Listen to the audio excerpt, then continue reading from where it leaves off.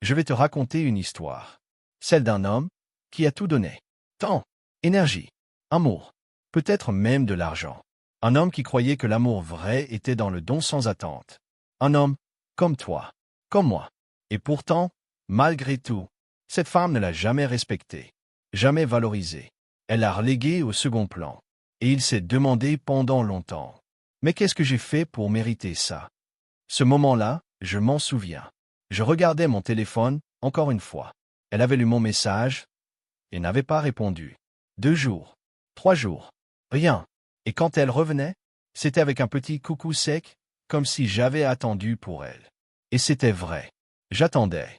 Mais un jour, j'ai compris. Ce n'est pas en donnant plus qu'on obtient le respect. Ce n'est pas en restant là, les bras ouverts, qu'on devient important. Alors j'ai décidé de faire quelque chose que je n'avais jamais fait. J'ai coupé les ponts. J'ai éteint le robinet de l'attention. J'ai arrêté d'exister pour elle. Et tu sais quoi? C'était le début de ma renaissance. Le silence, c'est une arme. Les femmes détestent le vide émotionnel. Et moi, je suis devenu ce vide. Plus de messages, plus de réponses enthousiastes.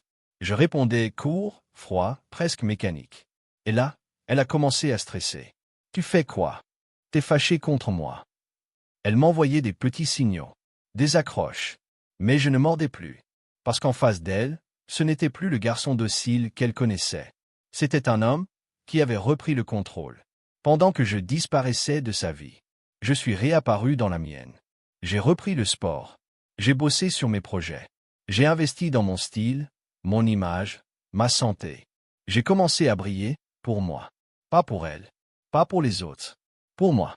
Et bizarrement, les regards ont changé. Les autres femmes ont commencé à me remarquer. Et elle a vu ça. Sur les réseaux.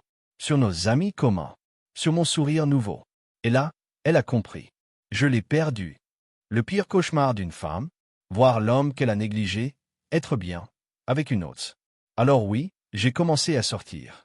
À être vu, entouré. À vivre. J'ai compris un truc. Je ne suis pas obligé d'être seul. Elle n'est pas irremplaçable. Et je ne suis pas inaccessible. Je suis juste un homme qui sait ce qu'il vaut. Elle est tombée sur une photo. Moi, sourire aux lèvres. Bras autour d'une fille magnifique. Hasard? Peut-être. Mais ce jour-là, j'ai reçu un message. Tu me manques. Elle est revenue. Bien sûr qu'elle est revenue.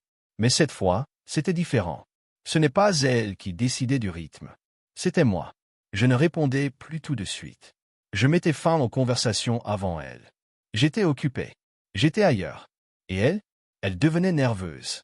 Insécure. Elle avait perdu ce qu'elle croyait acquis. Et moi, je testais. Est-ce qu'elle me respectait enfin? Est-ce qu'elle faisait des efforts? Est-ce qu'elle avait changé? Ce n'est pas une histoire de vengeance. Ce n'est pas pour faire du mal. C'est pour récupérer ta valeur. Retrouver ton axe. Ta dignité. Ta confiance. Et tu sais quoi? Ce n'est pas pour elle. C'est pour toi. Parce qu'un homme qui se respecte devient inoubliable. Si cette histoire t'a parlé, abonne-toi. Ici, on apprend à se relever, à devenir plus fort. Pas pour plaire, mais pour exister.